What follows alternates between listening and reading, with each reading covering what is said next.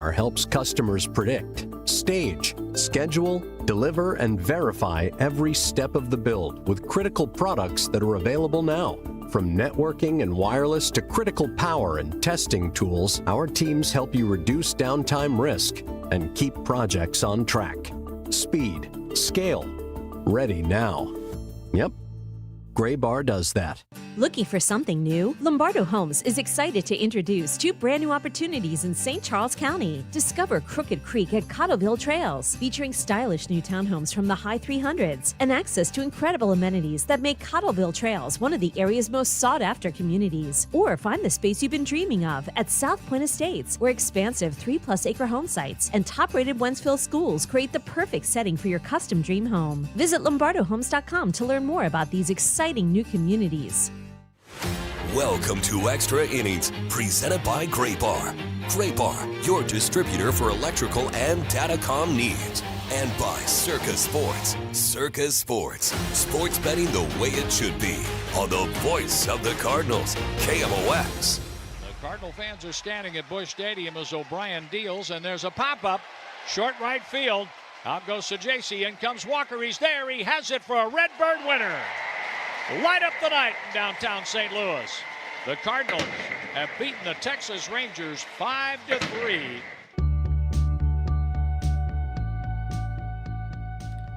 Good win tonight for the Cardinals. Welcome in. It is the Circa Sports Extra Innings Show here on KMOX. My name is Matt Pauley, coming your way from Busch Stadium.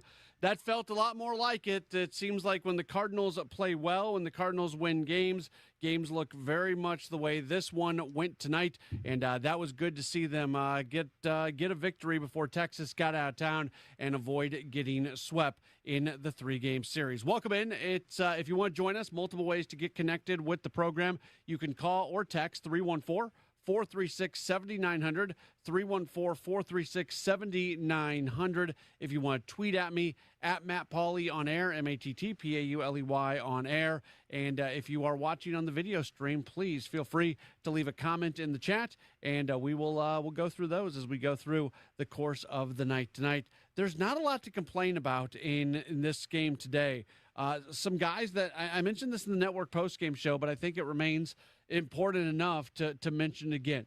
There have been some individuals lately who have not been swinging it well, and you're just worried about them.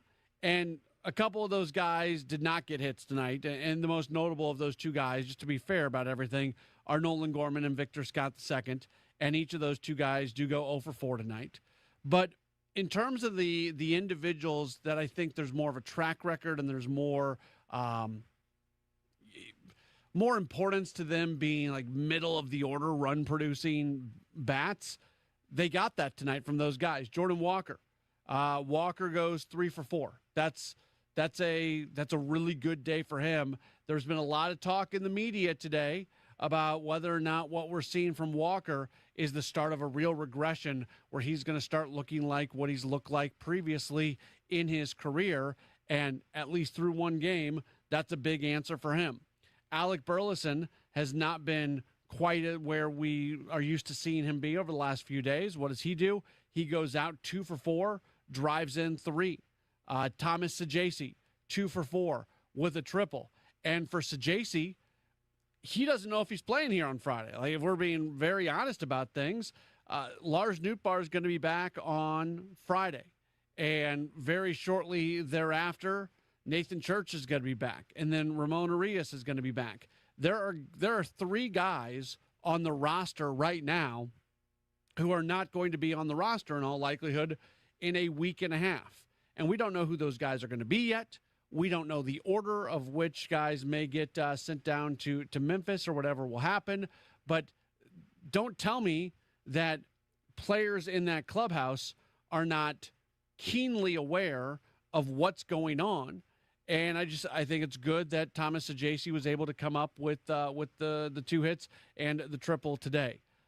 Andre Palante, again, he is somebody who, when he's on, he's been really good. And his last start was not especially good. He's been doing sort of the every other thing lately.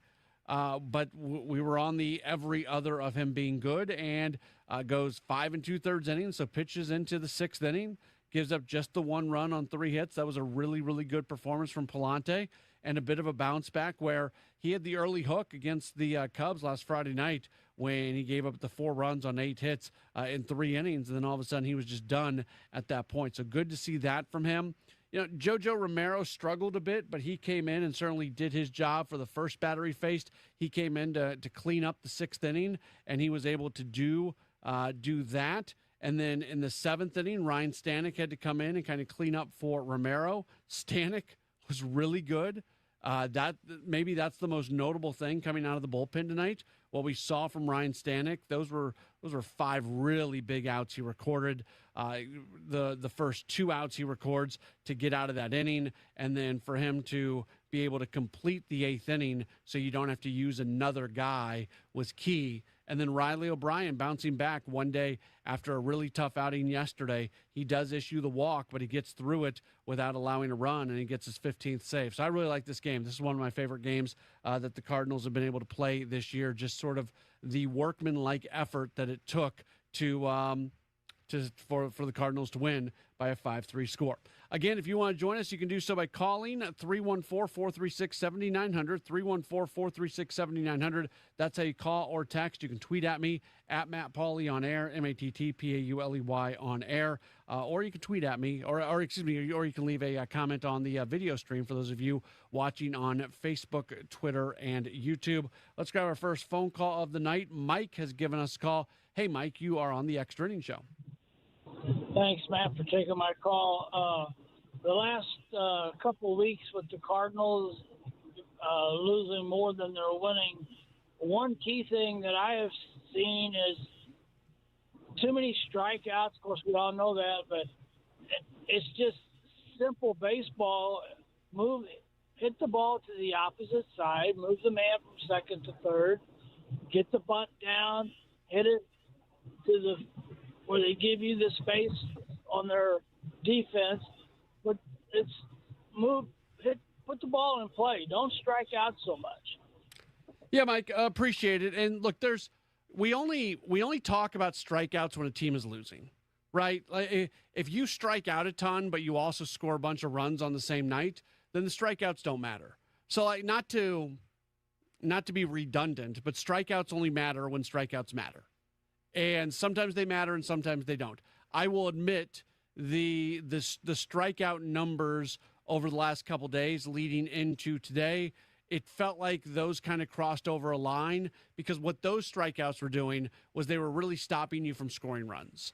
There were run scoring opportunities. There were, runners at third, less than 2 outs, situations like that, and you weren't doing what you needed to do to score a run. So there's not all strikeouts are created equal, and not all big strikeout nights are created equal either. There are nights where you strike out a bunch, but when you're not striking out, you're doing damage. You're getting big hits. You're getting extra base hits. You're driving in runs. So I'm not someone who just really, really locks in as strikeout numbers alone being something that I want to complain about. I look at it more how the strikeouts are impacting the game. And I do think that they crossed a line where the strikeouts over the last couple of days definitely had a huge impact on the game for sure. I thought the Cardinals did, the base running tonight for the Cardinals, really good. They got 3 stolen bases tonight. So JC took one, Fermin took one, and Walker took one. So that plays into this. And I would like to see the Cardinals be a little bit more aggressive on the bases. Go get some. This is not an overly talented offensive club, so go get guys on in scoring position. So when you do collect hits, you're able to drive them in. As far, Mike, you mentioned bunts. Like, I'm not a bunting guy. It's not going to be something, and I don't want to have that conversation tonight. That's one of my least favorite conversations that we ever have. But look, you have 27 outs in the game. You have 27 outs. It's got to be a really, really compelling reason to just give one of those away. And you win games more often than not by putting up big innings. Now, tonight's game is not a complete reflection of that. Of the 4 innings that the Cardinals scored in, 3 of them were single tally innings. So you can win that way.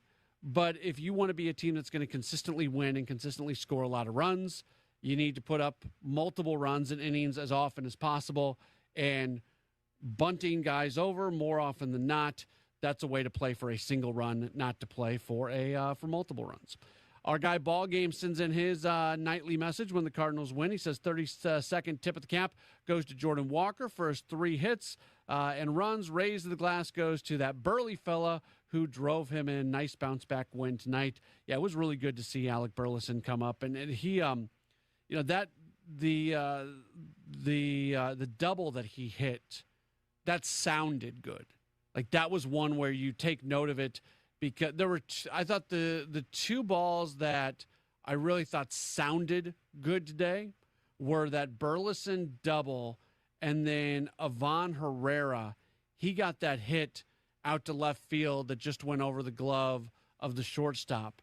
That thing was smoked as well. And those were the 2 where you're kind of watching the game and then you hear what you're watching, if that makes sense.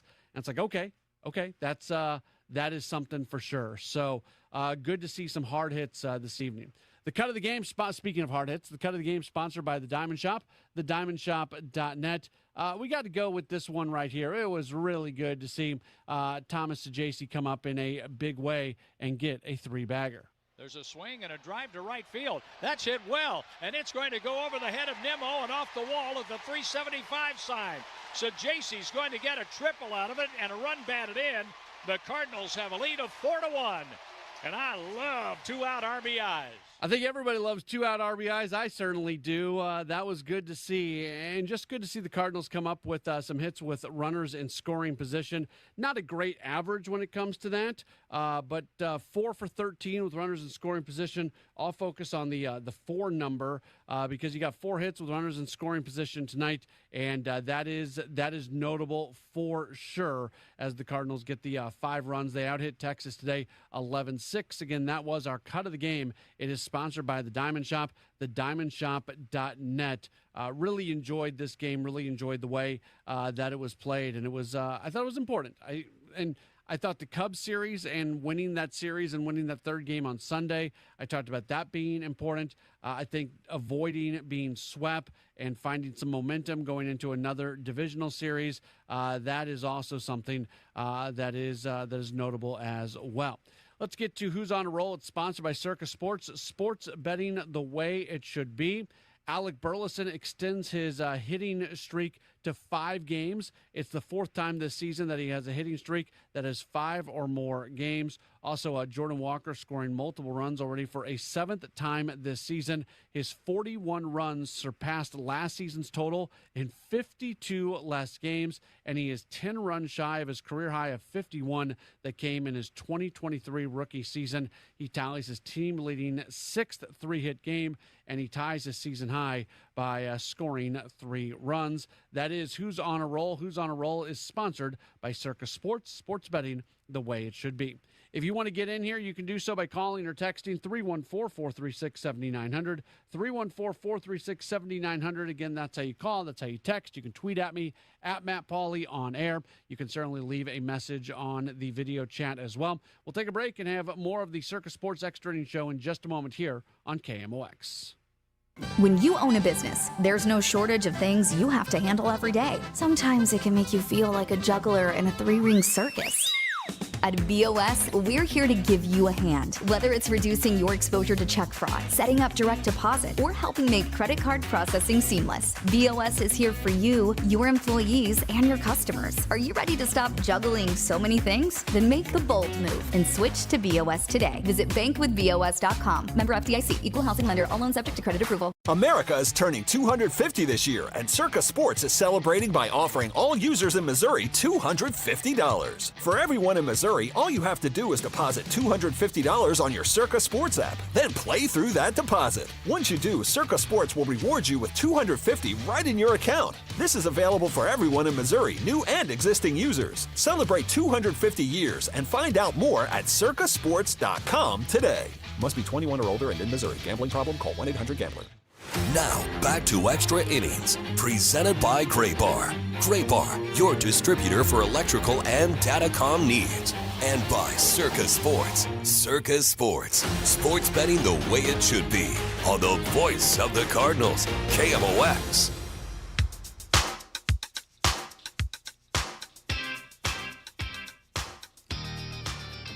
Cardinals get the win tonight as they knock off the Texas Rangers by a 5-3 score. Welcome back in. It is the Circa Sports Extra Innings Show.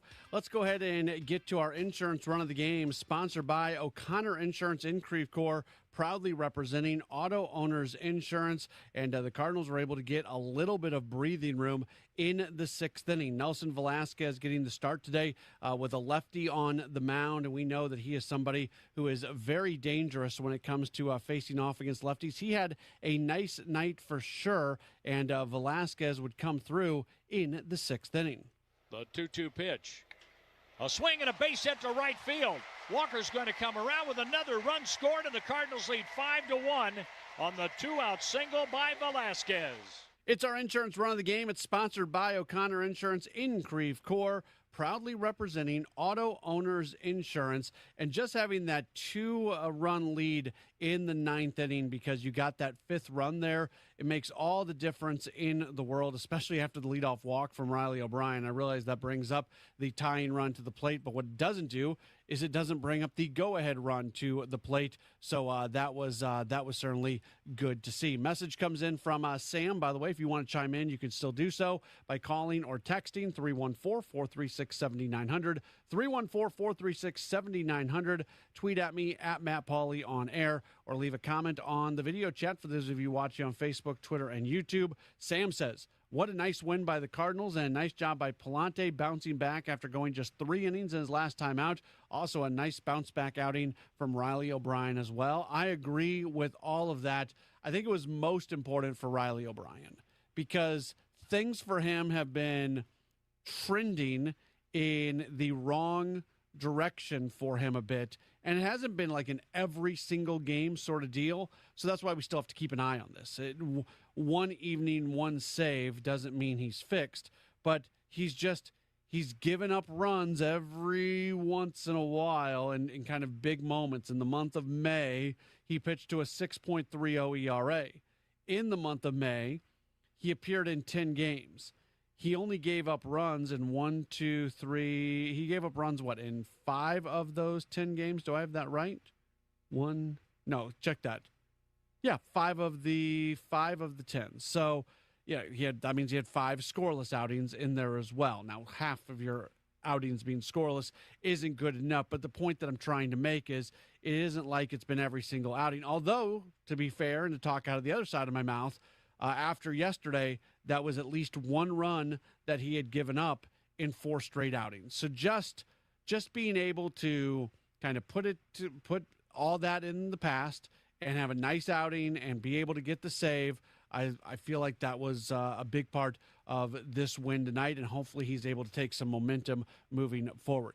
You know, one of our regular messengers coming in on the stream, who I give trouble sometimes, is Deadly St. Louis, and he tends to be negative. But tonight he says, "Woot woot, go Birds." I appreciate that message. Good to see a little bit of positivity out of you. I know you were at the game tonight and certainly enjoyed it. So everybody's happy when the Cardinals are able to get a win. At least most people are happy when the Cardinals are able to get a win. Back to the phones. Mike has given us a call. Hey, Mike, you are on the Circa Sports Extra Inning Show. Yeah, I'm just going to be tough on Burleson here. He had 2 out, or less than 2 outs. He's on second. He hit that double, but he runs into a fielder's choice play. So I'm being pretty picky, but that's the only thing I saw bad on that end of the Cardinals. Okay, Mike. Appreciate the phone call. I thought Burleson played well tonight. He did have the air over at first base, but then that was eliminated just moments later when the double play was grounded into. I was happy with it, and that was rare. That tells us a lot about what we think about Alec Burleson as a defensive first baseman. Where, going into the season, it was probably a little bit of a question. No, it wasn't a little bit of a question. It was a bit of a question of how good he was going to be defensively. And we have seen him at first base before, but it's different just seeing a guy there and seeing a guy there every single day. And I think the work that Burleson has done over at third base has really been fantastic. So when a play like that he misses, and that was just a straight miss, that was just a flat-out mistake by Burleson where the ball just got between the legs and got under the glove and got back behind him. We don't see that from him, and it was very surprising to see that, and I was glad for his sake that the next bat was a double play, just basically essentially taking the air off the board. Text message comes in from the 314, says, what do you expect out of Lars Nootbaar when he returns on Friday? I always see so many similarities to J.D. Drew, supremely talented, if not for injuries. I don't want to put like too much pressure on, and I'm not putting pressure on Lars Nootbaar. I don't want to raise expectations, I guess, too much for him. I think he's going to walk in and he's automatically going to lengthen the lineup. There's going to be more depth to the lineup. He is going to give you better at bats than a lot of the guys who have been towards the bottom of the order and the at bats that we have seen. He just went through basically a 20-day spring training in terms of actually playing games. He's coming off double heel surgery. I don't know I think he's going to be good, but I don't know if he's going to be the best we've ever seen him. I appreciate the question. I'm not trying to avoid the question, but I don't have an answer. I just don't have an answer at this point. And I think there is the possibility that he was really, really impacted by the heels last year. There's stories about him basically getting home and being unable to walk. Well, I'm looking forward to seeing if he can put it together this year where he's fully healthy and can become the player that all of us have wanted him to become, just because there are so many things he does well. We always call him a StatCast darling because those under-the-hood numbers for him have always been fantastic. And for most guys, the under-the-hood numbers turn into baseball card numbers. It hasn't been that way yet with Nootbaar, and last year was actually one of those weird years for him where the advanced numbers for him didn't look great either. So I think he's going to be better than what the Cardinals have had batting in down towards the bottom of the order. And he'll be a middle of the order guy, but I don't know if we automatically just assume we should not automatically assume that Lars Nootbaar is going to walk in here and be the best version of himself that we have ever seen. Chuck has given us a call. Hey, Chuck, you're on the Circus Sports Extra Innings Show. Hey, how you doing? Doing all right. I want to talk about Gorman. I'm going to give you some facts that I don't think the Cardinal management, I don't know, maybe they don't understand. But here's some facts for you. Last 23 games, not counting tonight, the man had 71 at-bats, 13 hits, 33 strikeouts. Batting average is 183. If you take the 13 hits away from the 71 at-bats, that means he made 58 outs. So far, so good? I got you. Okay. So if you divide 58 into 33, that means he's striking out 57% of the outs that he made. That's disgusting. It's not good.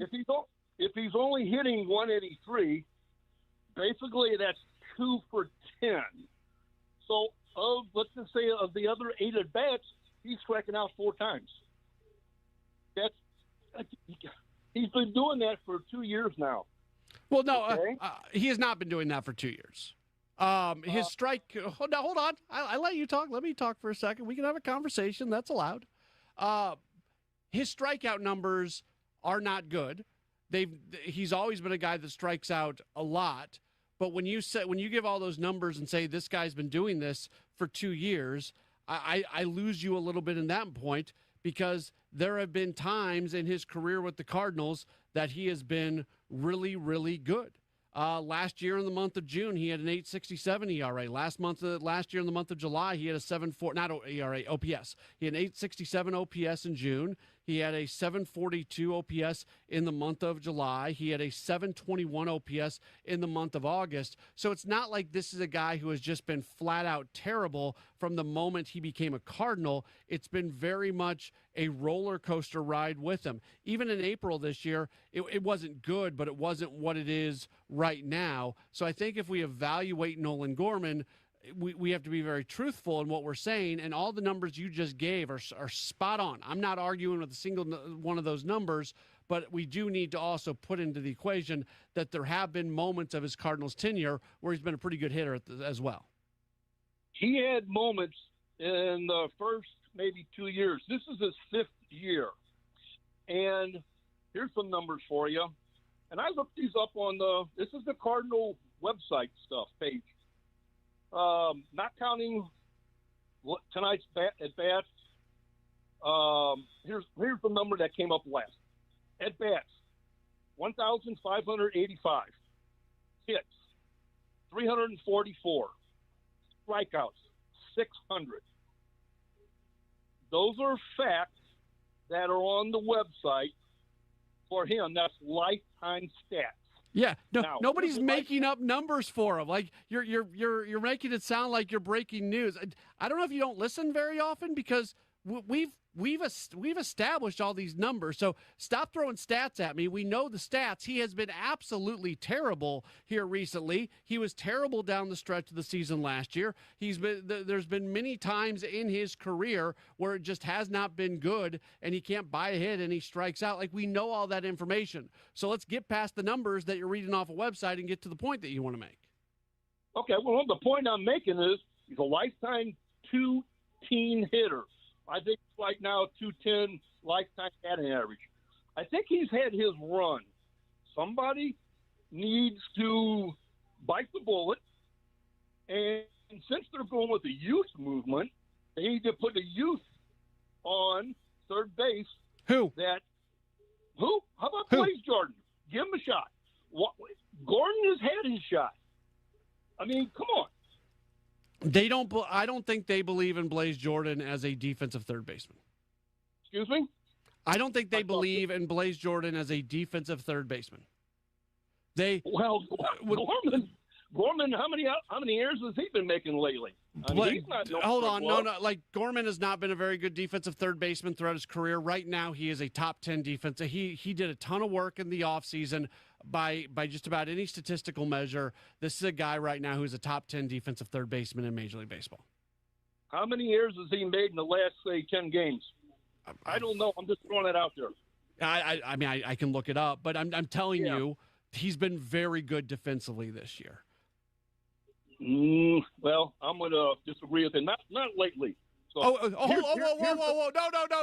No! You don't get to do that. You do not get. You throw all these stats and all these numbers at me, and like you're teaching me a lesson, and then I come back at you, and I can say, by any metric, by any way that you want to judge a player defensively, Nolan Gorman's been a top 10 defensive third baseman in Major League Baseball. And when I give that back to you, you go, I don't see that with my eyes. No, like either you believe in the numbers or you don't. You can't like pick the numbers you're going to believe and throw the numbers that you don't believe out. Did I just not say the last few games, 10 games or whatever? I'm not computer savvy that great. Can you look up real quick how many errors he's made in the last couple games? Can you do that? Yeah, hold on. We're having a nice conversation. I'm not. Yeah, no, I'm enjoying the conversation. 1, 2, 3, 4, 5, 6, 7, 8, 9, 10. In his last 10 games, he has committed 2 errors. 2 errors. Well, that's not bad. Maybe I'm seeing wrong. Well, look, if you're judging a player defensively off errors, that's a flawed way to look at it, because there's a lot of plays. If a guy doesn't get to a ball that he should get to, that's not going to go down as an error, but then the advanced numbers can evaluate that player for whether or not they should have made that play. So errors are not the end-all and be-all of how we should be judging players defensively. Right. If you watch his play, he does not have any lateral movement. He's the other night there was a bunt moving a man from second to third, and he stood there with us, and it was his play to come in and get the ball. There was, let me think. There was nobody out, man on second. The batter bunted the ball to third. The pitcher couldn't make the play. It was to me, and I played third base professionally. It was his play to come in and make sure he got an out. That makes out one. The next batter you walk, which gives you a chance for a double play to get out of the inning. Since he didn't make the play, now you got a runner on first and third, nobody out. That's a mental error. The other night when he threw the ball, I don't know, he threw the ball, it wasn't underhand, but the second base, and the guy beat the throw. Good golly. Come on. That's another mental error that doesn't go down. Tonight he threw a ball up high that Burleson saved him. Yeah. Jumped up and got it. He's anyway. I guess I'm beating a dead dog. I guess my point is this. Every year, the Cardinals draft players in the minors, correct? Yeah.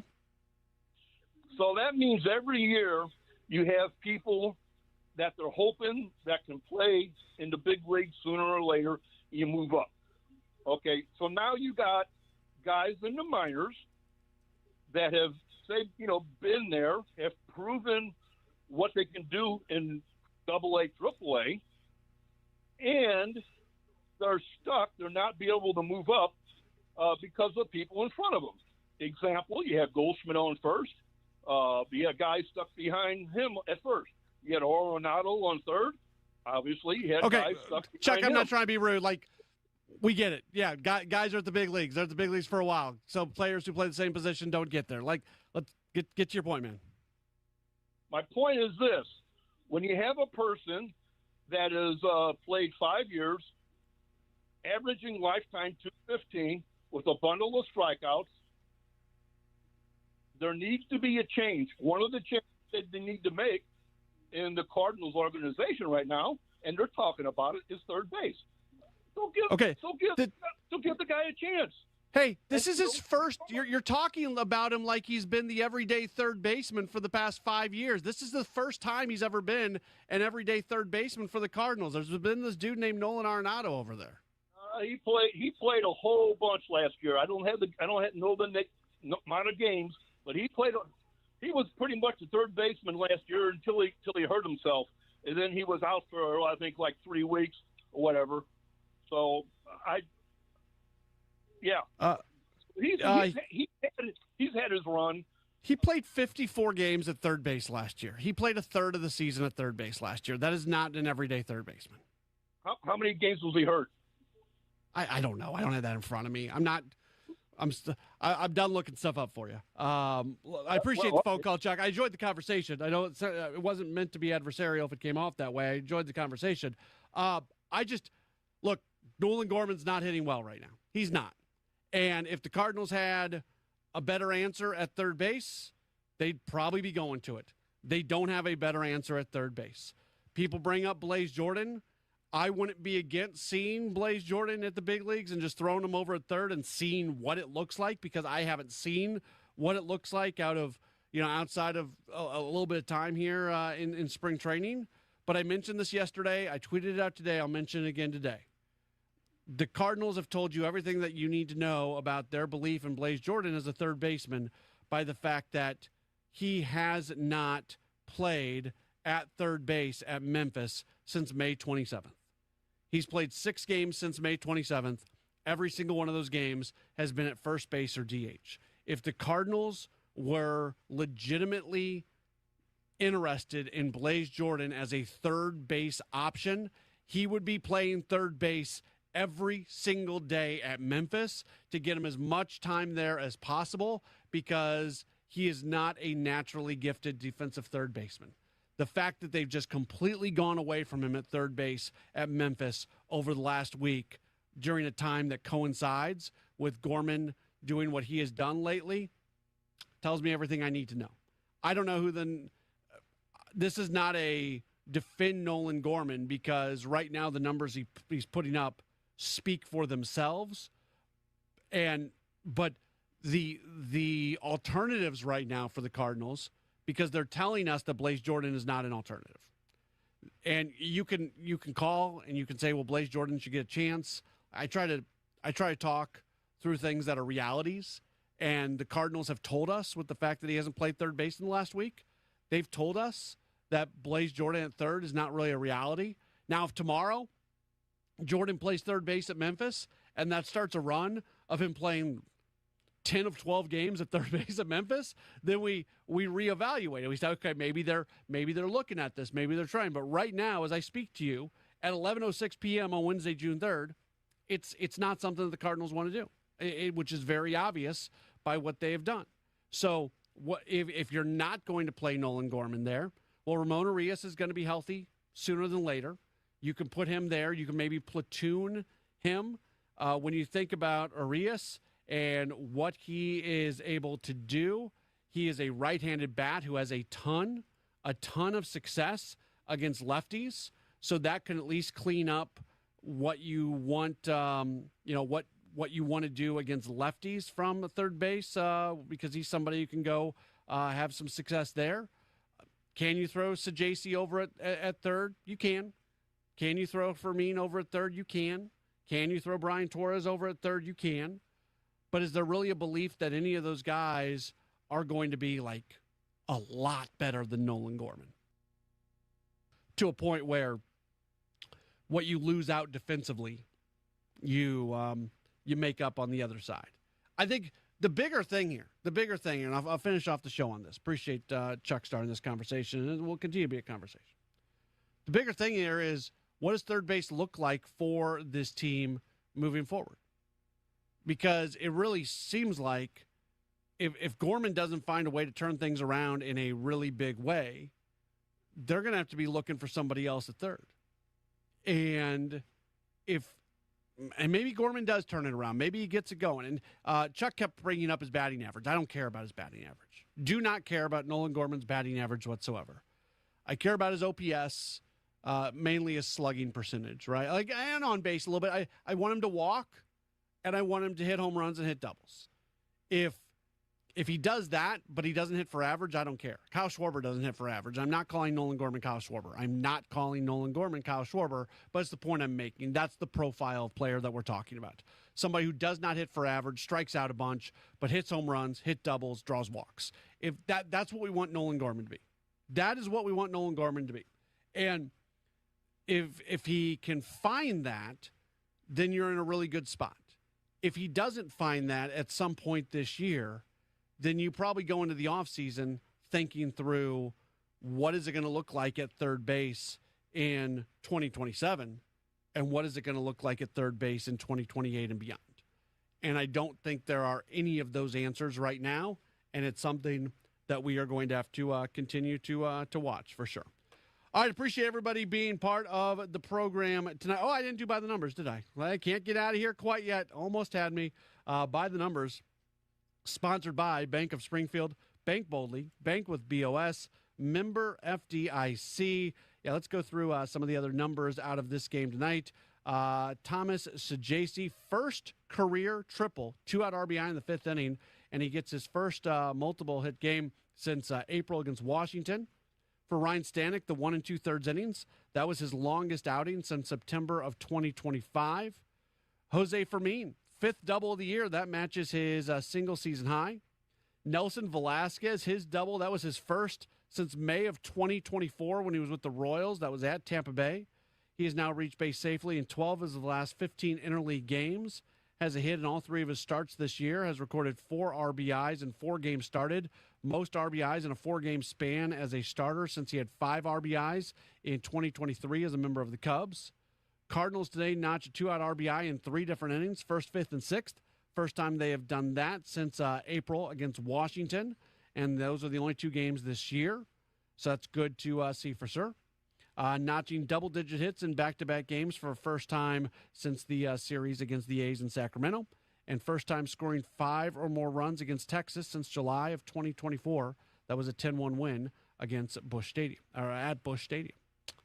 Jeremy says Schwarber will have at least 30 home runs before the All-Star break. I said I was not comparing. I was just giving an example of a guy who puts up big home run numbers and doesn't hit for average. I was not comparing, Jeremy. I appreciate the message, but I was not comparing. All right, that's it. Thanks, everybody, for being tuned in. We will talk to you again tomorrow. No, we won't. Well, I will. Yeah, I will. Okay, so no Cardinals baseball tomorrow. And we will have Redbird Rush Hour, 5 o'clock hour, we will have Sports Open Line, 6 o'clock to 8 o'clock. But I'm not going to be here. I've got the day off. Nate Gatter will be here. Kevin Wheeler will be there for Redbird Rush Hour. I'll talk to you again on Friday for Cardinals baseball here on KMOX. Hey guys, are you dealing with low energy, weight gain?